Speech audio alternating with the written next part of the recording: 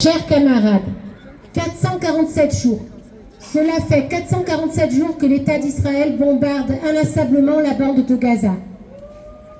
La semaine dernière, le syndicat des journalistes palestiniens avait annoncé dans un communiqué que plus de 190 journalistes avaient été tués et plus de 400 autres blessés depuis le début de la guerre.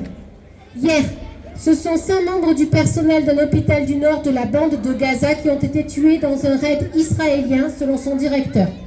Jeudi, 45 Palestiniens et Palestiniennes seraient morts dans des frappes israéliennes et les casques bleus dénoncent Israël qui continue les destructions au sud Liban malgré la trêve. Gaza est l'un des endroits les plus horribles au monde pour les enfants, déclare Hélène Pattinson, directrice générale de World Child UK. Le génocide mené par Benjamin Netanyahou a de terribles conséquences sur les enfants en particulier. Et pendant ce temps, en France, ses amis français se sont réunis dans un nouveau gouvernement.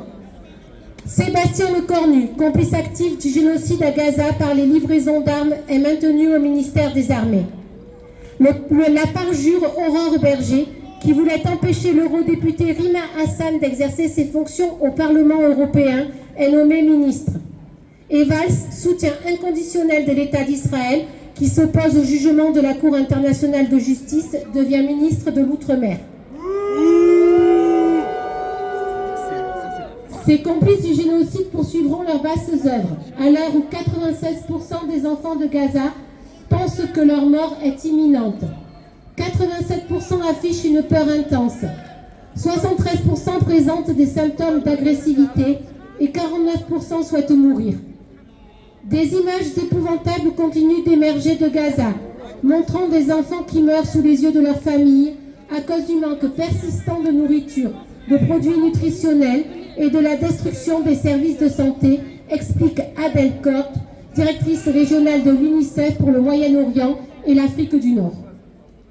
Malgré notre engagement depuis 14 mois, la situation est quasiment la même et la position tenue par nos dirigeants toujours aussi inacceptable.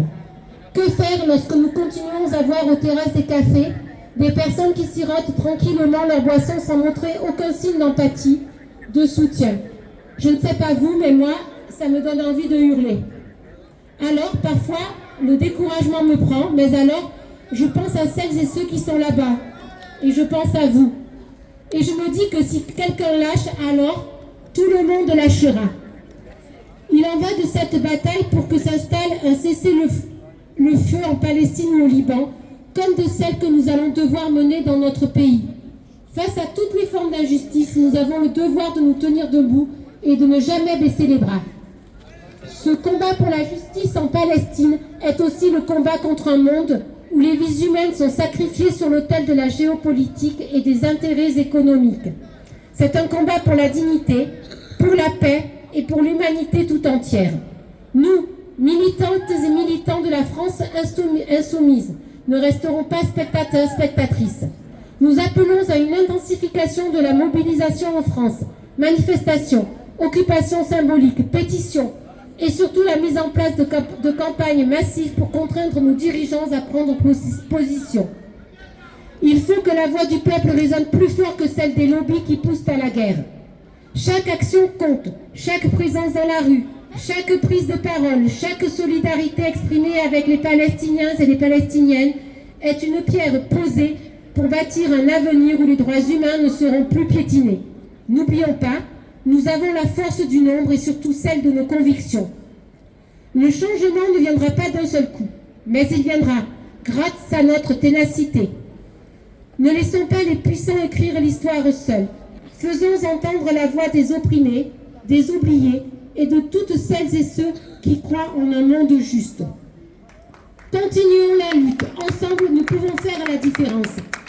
Entre nous, semaine après semaine, ça crée une fraternité dans un combat commun contre l'horreur pour la paix.